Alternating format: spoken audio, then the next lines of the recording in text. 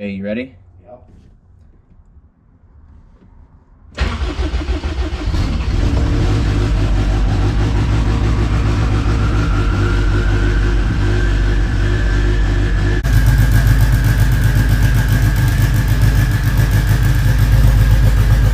Hey guys, today on BBR, we're going to be talking about how we're changing our setup from an electric fuel pump to mechanical fuel pump. Yep. As Eric said here, the car that what I was running on my car previously was the electrical fuel pump, the Weldon pump, and from here we're going to be switching over to the Waterman mechanical fuel pump. The reasoning for doing that is previously I was running, E85, and I'm wanting to step up to an M1 methanol fuel.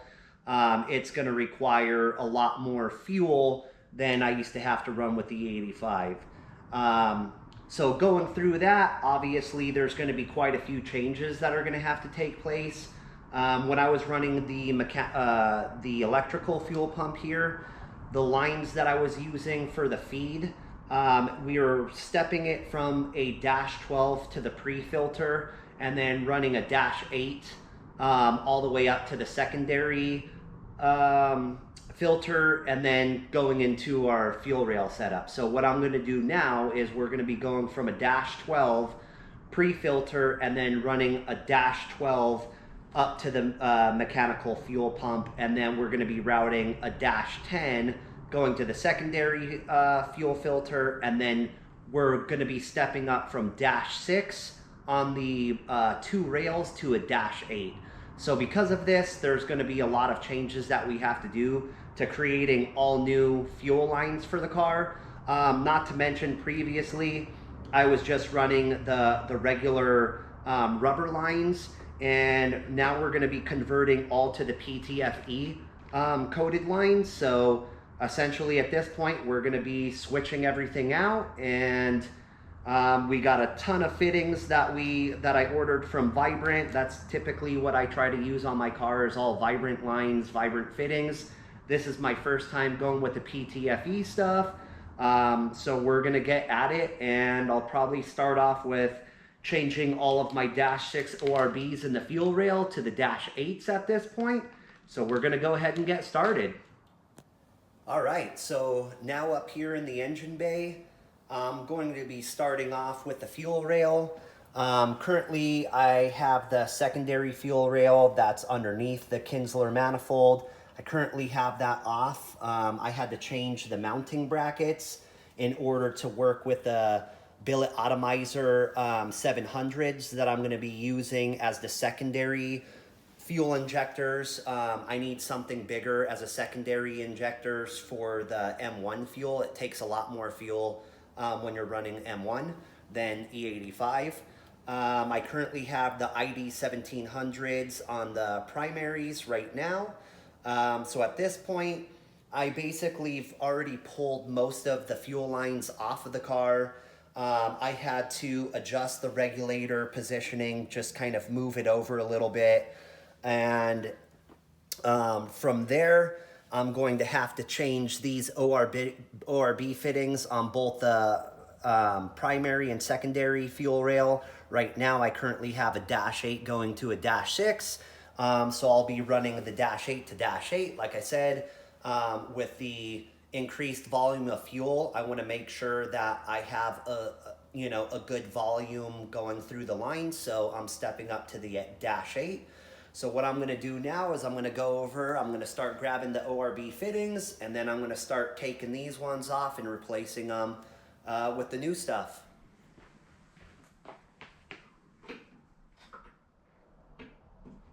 I think it's going to leak a little bit. You can grab this. I'm going to go ahead and throw a cap on this, just -8 cap, so we don't have anything get inside here.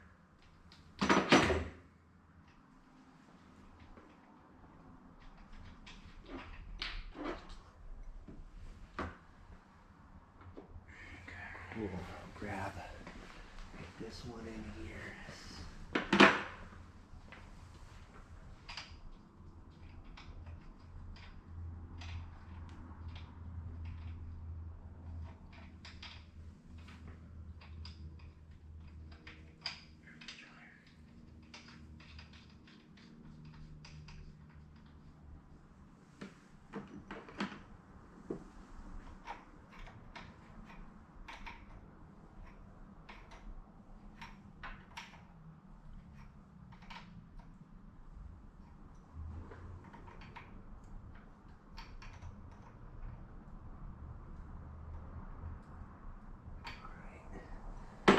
Throw me that Dash 8 cap.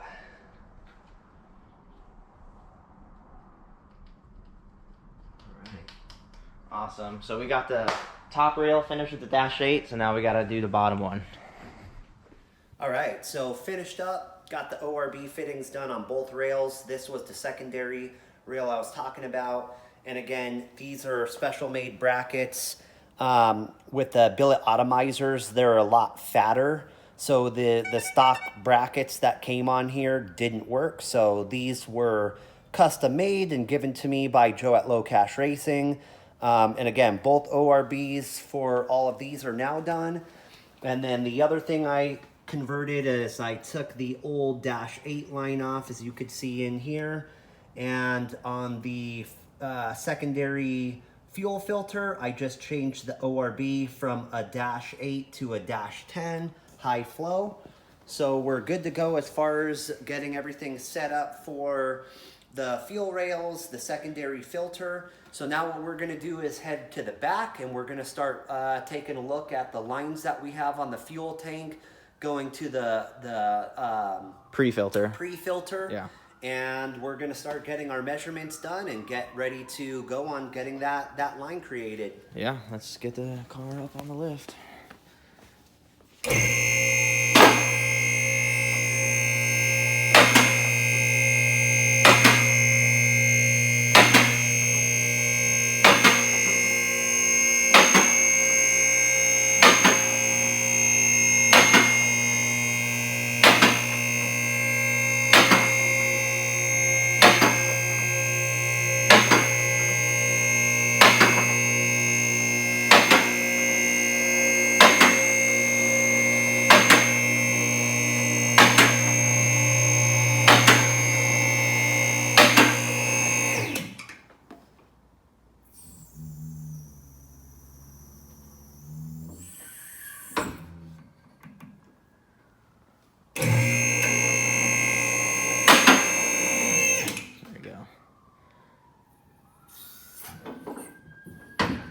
First it was really short. Right. So over here we got our fuel tank, if you guys can see, nice and beautiful, painted by us. Looks beautiful. Go ahead, Kevin, tell us. Yeah, so if we want to talk about the fuel tank real quick, I can kind of give you a little rundown on this as well. So obviously, as you can see here, we've got a converted all-wheel drive setup using the HCP rear end. And one of the fuel cells that I wanted to use and not really go through the trunk like a lot of people are doing, I went with the FCS fuel tank.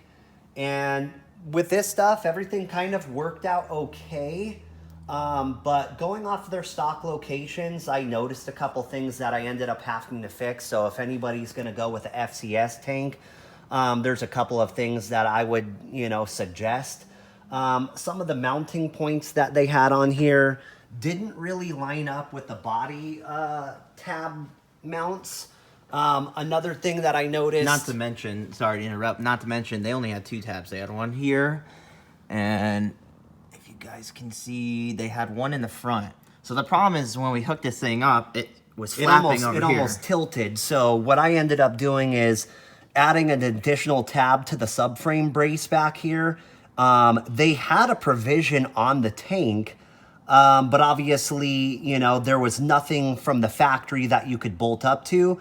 But because they had the provision here, I was able to tie a tab into the subframe brace and then get that mounted. Another thing that was kind of critical on this fuel cell setup is obviously the fuel filler neck. This has all been completely modified. I cut everything down. The original filler neck really comes down, it drops to about here. The problem with that is one thing I noticed is you could see from the axle where it was located originally from FCS. When you get the fittings on here, it was so close that it was rubbing through the axle. So what I ended up doing is getting another piece. I cut their original filler neck section off, and then I basically created my own piece. And if you step back a little bit, you could see that there's it's probably an additional about 3 inches now above the axle, which gives me plenty of room for any movement. I wish they would have kind of thought of this at FCS, but the problem is that in order to get a setup like this, you would have to modify your filler neck, which was not a huge deal. It was pretty easy, kind of cutting and chopping and refabricating this piece and then relocating the mounting positions. But the cool thing is my fuel door still all works, so I could fill this car up like everything normal.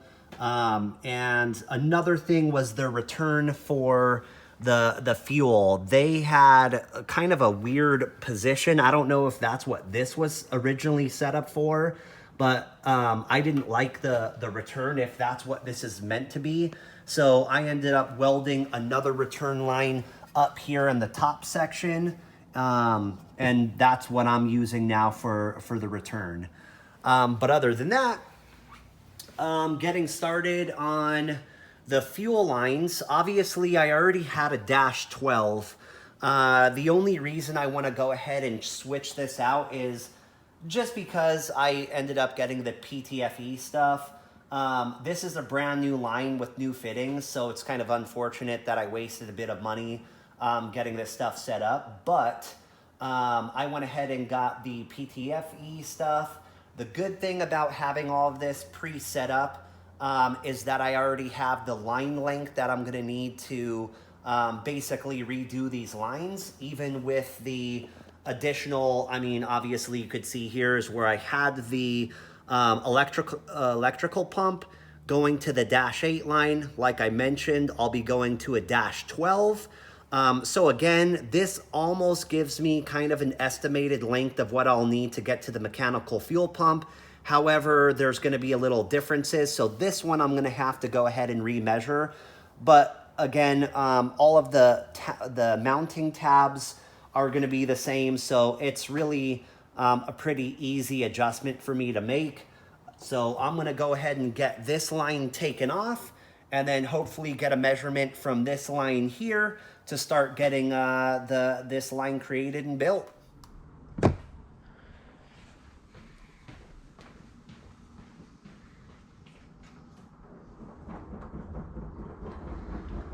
So I've already went ahead and drained the fuel tank a few weeks ago. I have a vibrant, basically, section here where I'm able to turn this on and off.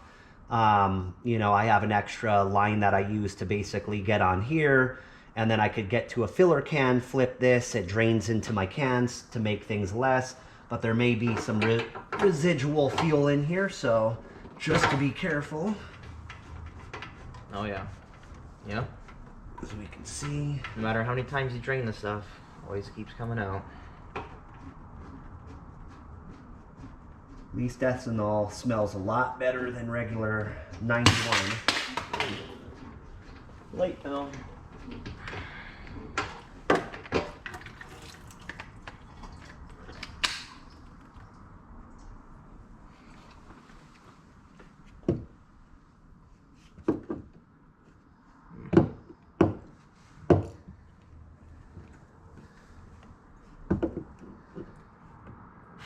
Guys, double check your Milwaukee magnets, make sure they actually work.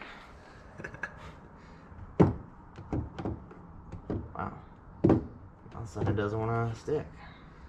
Let me just go ahead. Yeah, you can take that off. I'll keep trying to find a place on the floor if it actually,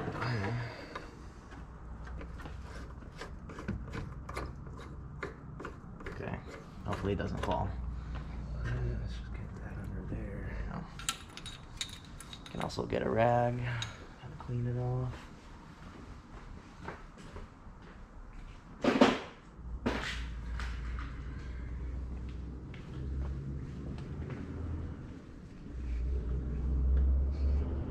And let me grab I think I got a Dash 12 cap.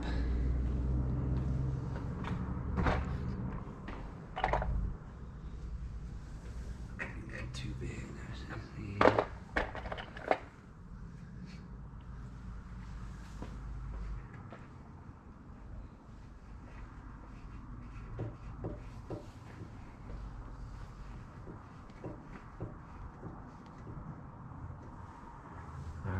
That's good. Okay, cool. Let's go ahead and get set up for the line.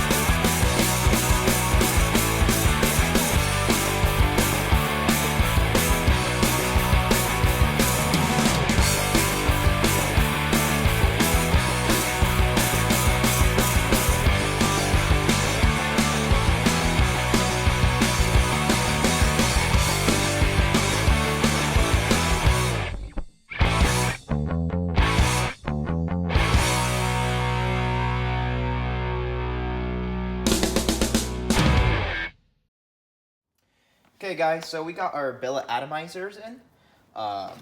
They're the 700 pph. So if you come over here and take a look, there's a couple things we have to do here. So in our Kinsler manifold, we had basically stock mounts over here, and they were a little bit short. But with these billet atomizers, they're way bigger than the usual ones we use. So we have to get these custom brackets made. Unfortunately, with these atomizers, they're so big that not only do we have to get these extended, but if you can take a look, we have to notch it a little bit over here to fit this side and on this side. So now that we got that done, we got our adapter wires in, and now we're gonna go ahead and install it. Hey guys, we're back. So we finally just got our injectors on our manifold with the fuel rail. Like we said earlier, it definitely took some finessing and modification to get these brackets over here with these bolts on to fit. Because like I said, these injectors, they're definitely really big. But now that we got these on and it's all good, nice and tight and snug, now we're going to go ahead and we're going to be putting it back on the car. And we'll also show you guys the new fuel lines that we made.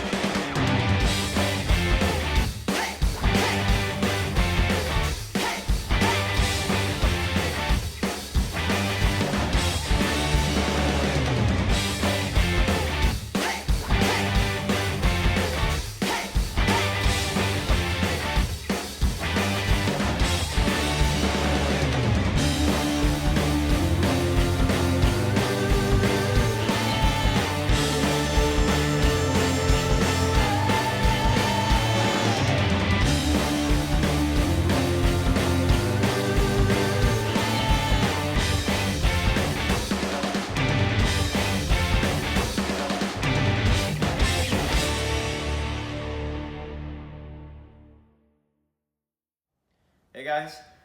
So we completed the mechanical fuel pump installation. As you can see over here, we got it all installed. We got all the new PTF lines installed. Everything is good. So the next steps for us, we're gonna mix our M1 fuel with this lubricant. It's supposed to help everything from corrosion.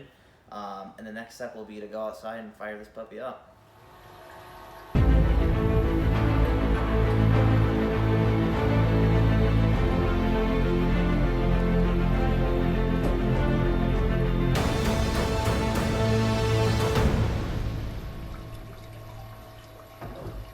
gonna spray a little starter. Go ahead.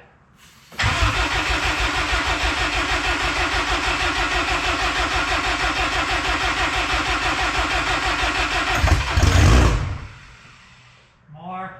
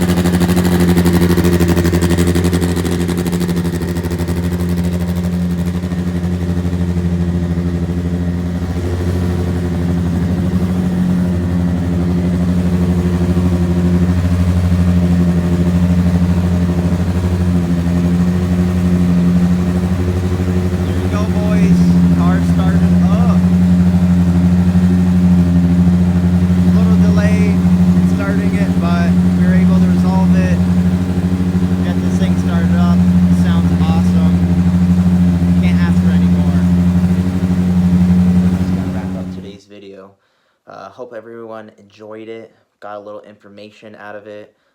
That's going to be our plan here at Best Boys Racing, is give you guys a little information, get some awesome content out of it. Let's just say that the main vehicle that we're going to be presenting here is our all-wheel drive Civic Blacksheep. It's a pretty awesome car. I definitely enjoy working on it, and definitely bringing that to you guys is going to be pretty awesome. So please stay, please watch.